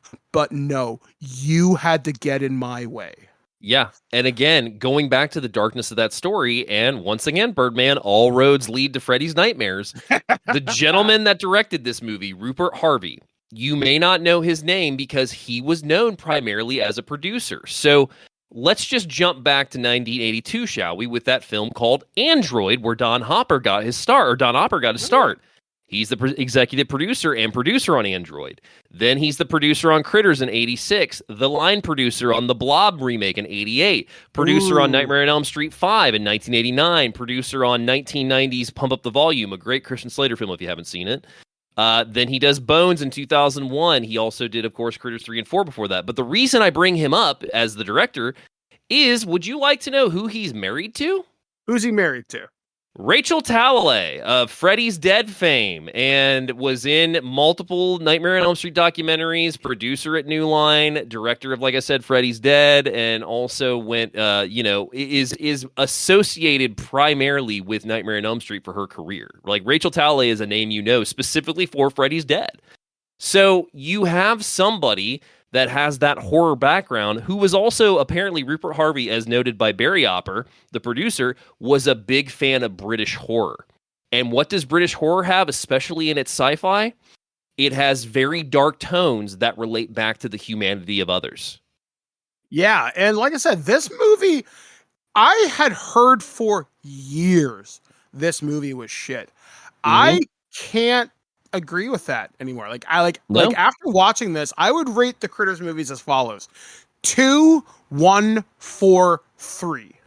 Yeah, I may go 2, 4. 2. It's hard. 2, 4, 1, 3. Honestly, I may do now, because 4 genuinely is a good entry in this series, but it also was set up because of 3. And going back to 3 for a second, the one thing that I mentioned at the beginning of the show is how the Critters change in each movie. Critters 3, the Kyoto brothers were actually super frustrated because they had all these animatronic additions to it, and this time specifically they had the arms moving, because that's one thing that you notice a lot in 3 is you see a lot more of the Krites' arms. Mm-hmm. And that was also the movie where, if you remember correctly, where a flare gets stuck in one of the mouths by a chick that's fighting it off at one point. The actress actually did that with a live flare because she was in the moment. So you have these guys puppeting these Krites, and one literally has a lit flare shoved into the mouth of the puppet, has to keep the puppet actions up while also trying to put the flare out. Like, 4 is genuinely, it's an entry worth kind of watching. The like, you could almost even watch these movies 1, 2, and go right into 4, because 3 gives you all the setup you really need. Like, 3 very much feels like a side story that doesn't really add anything to the mythos. The Krites are last kind of a 5 side seconds. character to it. The Krites aren't really the main story, except for the fact that like they're the threat, I motivation. Yeah, they're the motivation for the characters to do the actions they do. But I think that's also why they're featured a lot less. And the scenes they have are pretty memorable because I think, honestly, in this movie, for it being almost a 90-minute runtime, I think you have 5 minutes of on-screen Krite time. Yeah, like it's not a lot. So no, I mean, you have the attack on Rick, which is very memorable because that's what we didn't mention is Rick's attack is he gets a Krite that climbs down his throat and starts eating its way down. And it's gruesome. Brutal. It's gruesome. There are 3 fucks in a PG-13 movie, which I have not heard in a long time. Oh, yeah. And also you have the other attack is the attack on Bernie. And then when Ugg and his Tetra crew show up, the 3 Tetra guys go off and they get eaten. And the Krites in this are the same Krites from 3 because the Kyoto brothers weren't given any extra time or money. There was 1 week between shooting of 3 and 4 starting. Oh, wow. 1 week off. And all the budget primarily went to 3 because, like I said, that they were shot on the same stage area. So while 3's stage were being torn down and 4's spaceship stage was being built, which, holy shit, man, that stage, that spaceship setup is impressive for a low-budget movie. And there's points you can be like, oh my God, that's a calculator they're just punching numbers into. But David Scow, in general, the guy that did the screenplay, was very happy with the space station setup, and it took up a lot of room. It was fully functional, and they lit it from lighting below with key lights. So the set of this is really impressive, whereas with 3, if you compare it to an apartment complex, it completely gets the point across that it's an apartment complex. This is a space station, though, shot on a budget of under $2.5 million. Like, how in the hell do you do that? And it got so... It impressed them so much that Scow actually goes to Bob Shea at one point and asks them to keep the setup for an extra 10 days so that they can shoot a haunted space station movie, which they never got the answer back on, unfortunately, so it never happened. But you can agree with me that once they step onto that ship at the very first point where they're docking because Uggs told them that they're going to, meet the council and present their fine, and they get off and it's like Event Horizon, you're like, all right, the tone of this I'm into already, and the Krites haven't even shown up yet. Yeah, like I said, there's so much to like about the setup for this movie. I mean, I wish I could have given them a larger budget and more time to shoot this, because I think there's a great movie hidden in here if they'd had another month and another $2 million. Yeah, because, no, absolutely. Like, again, I think a couple of script changes here. I would keep the cast the exact same. I would add a couple scenes, give the Kyoto brothers the time they need to work. Mm-hmm. I think there's something great here. As we begin to close out the show, we're not going to talk about this long because I got about 5 minutes into it and went, fuck you. Are you referring to what is it? Critters Attack or what is it called? Oh my God, hang on. Or something? There's Critters Attack, which is the TV movie that came out in 2019, and then Critters New Binge, which is the TV series that Shudder picked up, an 8-episode run. Yeah. We don't need to talk about those much. Yeah, no, because they don't exist. No, Critters Attack is actually somewhat oh God, I can't bring myself to say it. Is somewhat canon because of the fact that they bring back Dee Wallace from the first movie, even though, do you know what her fucking character's name in that movie is? What is it? Aunt Dee. Oh God. That's so lazy. Well, dude, Critters Attack is literally about these 2 teenagers that are being babysat by this college student, and she discovers Krites in a nearby forest near the university. And then this mysterious Aunt Dee shows up that is a bounty hunter this time around and knows how to deal with them. No. Yeah, that's it. It was a sci-fi original movie that came out in 2019. It's I know Enrique and I watched it. It's pretty forgettable because it's honest. Like, even just saying that now, I do not remember a goddamn thing. But how is it these movies get made, Dave, and you and I and Enrique are not making movies? I know Enrique makes movies for Tubi, but how the fuck are we not getting that sci-fi or Asylum money? Because I could write something better than that while sitting on the toilet. That is terrible. It's not good. So I mean, yeah, Critter. I'm happy that you agreed to or you suggested Critters, because in all honesty, like I said, I've owned this box set since it was released. Like I think I pre-ordered it from Shout Factory back in. Oh man, I got to know when this thing came out, because now I'm curious how long I've sat on it. I want to say 2018. Oh god, if it is, I'm gonna be sad. But it gave me a great excuse to not only watch these movies again, but also dive into those bonus features and learn about them, because I think that's one thing that people are so quick to decide, even before they've had a chance to actually think about it or view it, is that this movie is not for me, or this movie doesn't look like something I would like, or, oh man, it's just one of those movies that's XYZ 2018. Yeah, November 27, 2018. So yeah, 6 years I've sat on this box set since because oh my God, Amazon's like, hey, do you want to order this again? Like you ordered it again on November 21st, 2018. Damn it. It's such a fun series, and to kind of look at it, I don't know whether it should be this franchise needs a resurrection, because I don't think so. Yeah, like I don't think the sensibilities of the movie-going audience are welcoming to this idea. And I'm not saying you can't do a cool, fun monster movie, but to do it in this style, you'd have to be so sharp with the writing and the direction. I don't think it's possible. And because ultimately, the best example of the Critters franchise is, I think we can agree, is Critters 2. And that is such a snapshot of 1980s filmmaking that it's hard to recapture that, if not nigh impossible.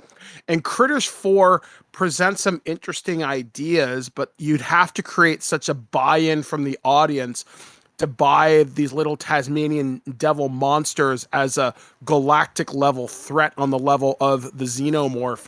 It's not going to happen. So I'm glad these movies exist. Yeah, and I think you bringing up the fact that 2 is critical filmmaking for its time period of horror.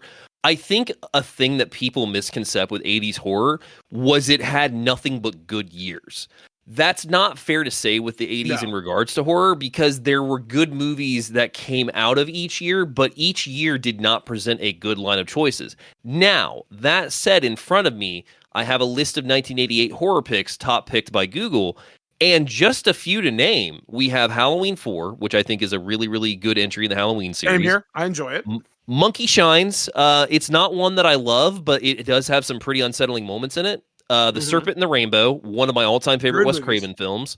Then you have Black Roses, the possessed rock band movie that Joe Bob showed a while back. Which is actually funny, because my film teacher at Niagara College was the director of photography on that, David Niven. Yeah. David Niven's a well-known name, too. And then next to Black Roses, you have Ghost House, one of my favorite Umberto Lenzi poltergeist knocks off from 88 as well. The Dream Master, Nightmare 4, Night of the Demons, Pumpkinhead, Slugs, Sleepaway Camp 2, Waxwork. So genuinely, it wasn't a good year for horror unless you liked those types of movies. And I think that's what a lot of people forget, is that genuinely with a lot of those types of movies coming out, they got lost in the shuffle. So yeah, it is kind of shocking to think that Critters 2 didn't pick up anything, but with what was being released, of course it's a cult film now, because we've gone back and found the appreciation for it, which I'm going to go ahead and state right now. I think Critters could use a reassessment by people now. Critters 1 was on HBO Max a while back. Critters 2 and 3 and 4 as of this recording. All 4 of them as of this recording in the US are available on Tubi. We could not have timed this recording any better. Yeah, so all 4 Critters films are available on Tubi right now in the US. Yeah, like seriously, guys, go give these movies a watch. I think you're going to discover something with each that's likable. While we like more less than others, that's not to discount them entirely. I mean, we saw the birth of Leonardo DiCaprio's career, who's undoubtedly a Hollywood juggernaut. We saw and will not talk about Critters 3 at all. Yeah, you cannot find a single interview of him ever talking about Critters 3. That's, you know what? If I ever met the guy, I would get him to sign a box set just to see what he would do. He would I think probably that'd be not. He'd be like, I hate you so much. But yeah, I mean, like, this was a fun time going back to revisit these movies. I enjoy a Absolutely. good monster movie. I really do. And when a good monster movie is crossed with sci-fi, again, it's some very interesting ideas. I can see where they've pulled some inspiration from, and that's pretty cool. So Yeah. next time on the show, me and Dave are tossing around a couple of different ideas to look at different franchises, and we may do an entry on Future Imperfect, which is the show where we talk about more kind of sci-fi franchises. We're thinking about taking a look at the Full Moon franchise Trancers, which was my big entry point into B movies. I rented Trancers on a whim. I remember this very clearly in the 1990s. I was homesick in high school, and I fell in love with Tim Thomerson and Full Moon Entertainment. I've been Helen wanting to Hunt, talk. baby. Helen Oh, Hunt. yeah. I've been looking forward to talking about this franchise for years. So that'll be the next movie that me and Dave take on. Then we're thinking about talking about Phantasm. We're thinking about talking about some Wishmaster. other Wishmaster. Maybe Waxwork would be really fun. Waxwork is fun, I will say, yes. So there's a lot of cool stuff we are going to talk about here on the show. So again, thank you for joining us. Dave, if people want to hear more of you, where would they have to go? All right, so if you want to start at the genesis of Enrique and I's podcast with the Freddy's Nightmares series, we just recently released a book that is a companion to our Freddy's Nightmares podcast, Welcome to Primetime, the Freddy's Nightmares podcast retrospective, and then the book is Welcome to Primetime, the unofficial guide to Freddy's Nightmares or Freddy's Nightmares companion. You can find the podcast wherever you get your podcasts. You can find the book wherever you get your books at. It is through Death Cult Press. You can also go through Amazon as well. But if you want to hear me currently with Enrique, we are always talking about movies weekly on Do You Even Movie. We actually just got back from taking a 2-week hiatus because unfortunately we had some incidents occur in our personal lives, which if you want to hear more about that, you can go to the show. But just as of last night, we wrapped a beautiful, beautiful episode on the 1986 slasher classic April Fool's Day that was supposed to be around April Fool's Day, but again, life happens. But you can find us Do You Even Movie at anywhere you get your podcast from. You can find me on Instagram and Letterboxd at David's Watching Movies Again. On Instagram, that is David's Watching Movies Again. On Letterboxd, it is David, and then it is WMS. I can't remember. MSA, I want to say. And you can also find me wherever you are looking on social media. I'm on Instagram. I'm on Twitter. I'm on Facebook. So if you have any questions, any suggestions, make sure you hit me up over there. All right, fantastic. So, guys, for This Week in Geek and the Twig Video Store, we're going to sweep up the popcorn. We're going to sweep the floor for Kreitz once again. So, Johnny Steele, play us out. I've been Mike the Birdman saying, be kind, rewind. We'll catch you guys again next time right here on ThisWeekInGeek.net. They're insane. In the street night's coming, and they'll never be the same. Look out for the darkness, hold on to your soul. It's a call of the wild, and it's called rock and roll. Power of the night, the streets are calling, stealing from the light, shadows calling. It's the power of the night, the streets are calling.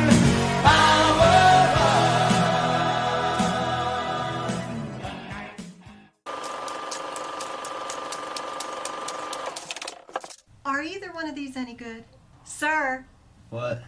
are either one of these any good? I don't watch movies. Quick, change the channel. You're wasting your life making shit! Nobody cares! These movies are terrible! You're still here? It's over. Go home. Go.